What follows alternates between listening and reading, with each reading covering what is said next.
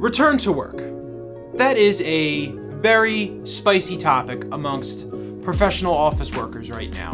Some people are anxious and upset about having to go back to the office for several days a week, if not 5 days a week. And some people are excited about going back into the office and interacting with colleagues again. I thought this would be a good time to weigh in on return to work. And I thought the best way for me to express my opinions about return to work is to have a conversation about a blender. I'm serious, I'm gonna talk about a blender. I mentioned in my 1,000 subscribers thank you video that I have been focused on health lately, my own personal health, doing better, getting in better shape, and this journey did not start recently. For the last 2 years since the pandemic started, I have been doing intermittent fasting and I've been doing a daily shake and doing all this stuff to try to lose some weight and to get healthier.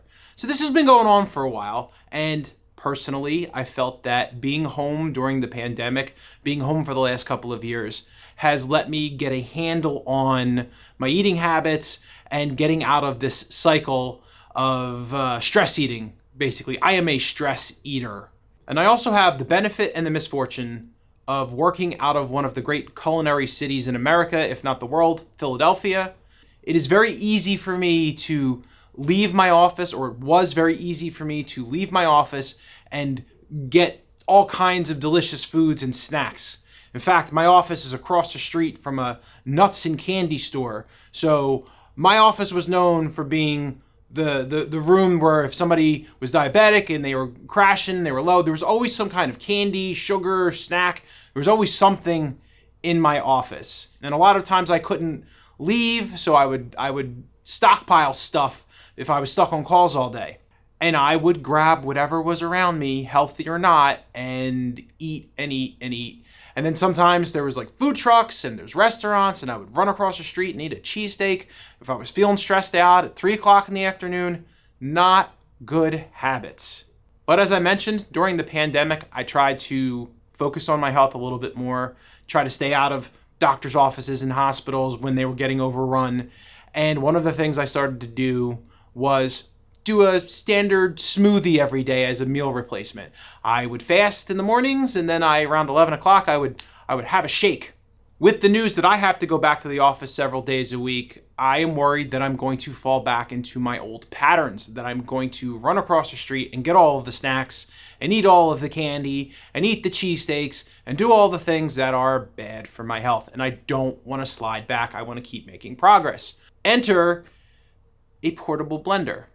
I started doing some Amazon searches to find something that was portable, something that was relatively quiet, and something that would be easy to use. And the primary thing that came up is this Ninja Blast. It's an 18-ounce portable battery-powered blender. And I actually was recently in the office, and I figured I should take it with me on a couple of test runs to see how it did.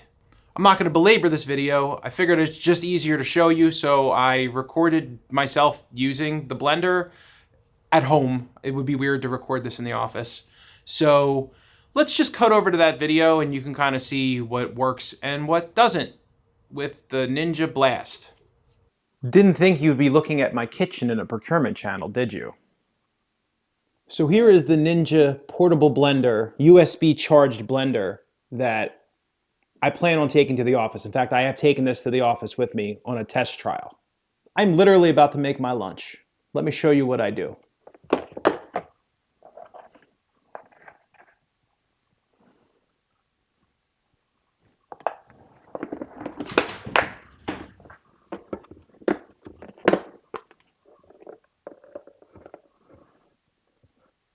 Two scoops of fiber.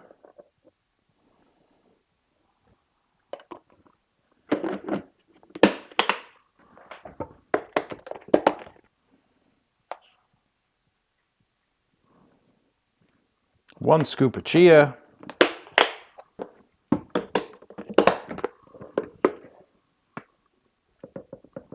I have a big scooper here, but I only fill it about halfway. even a little less. 1 full scoop of whey protein. If you're wondering, I don't ever do this pre-mix. When I take this mixture with me to work, I put it in a sandwich bag and I just mix it all up in the bag. You'll see why. I have to split this into 2 loads with this blender. So I want to make sure that everything is pre-mixed and integrated well together. So here's the blender. It's been charged already. You should pre-fill this with water. So I'm going to give you some tips if you actually are going to buy one of these things. There's a pre-fill limit for minimum liquid. You should definitely, if you're using a powdery substance, you should put that in first. Now, I just happen to have a cup of coffee that I just finished. I'm going to fill that up with water, get a little coffee residue. I mean, why waste it? I'm going to put half of this powder in here now.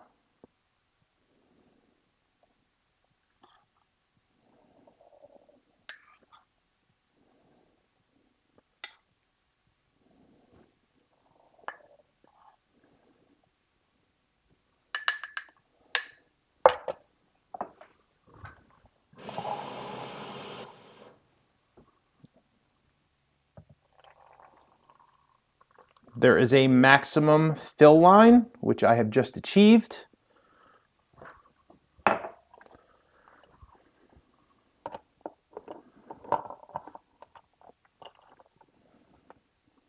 And now you will see.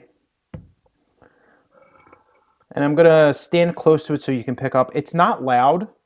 That's one of the main reasons why I like this one. It's not too loud, so it's not gonna disturb people if you're in the office using it. So you turn the power on.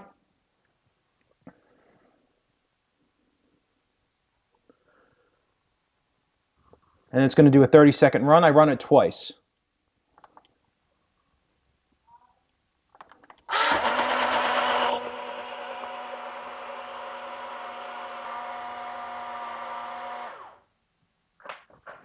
One more time.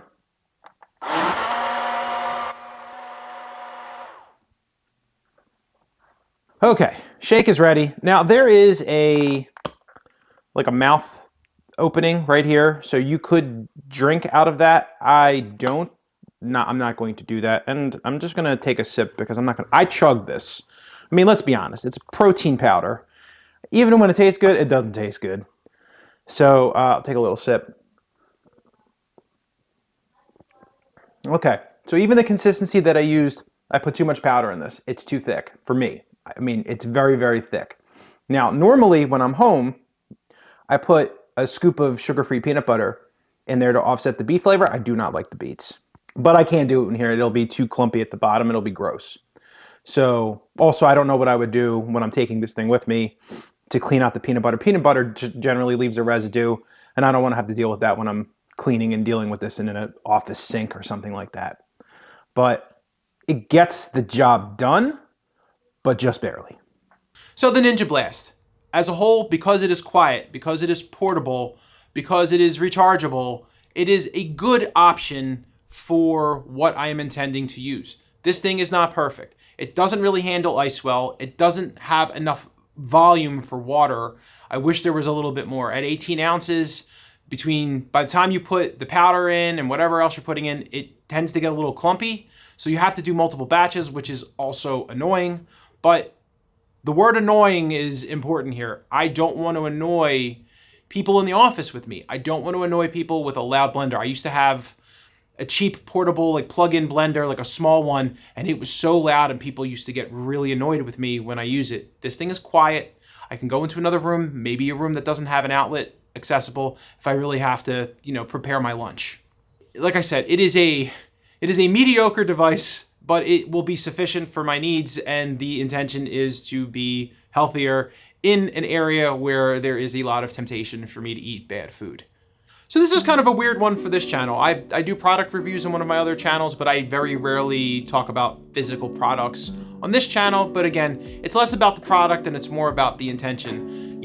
Eating lunch and eating healthy on a daily basis can be tough when you're an office worker and you have 15, 20 minutes sometimes just to grab whatever's the closest thing, the easiest thing to eat.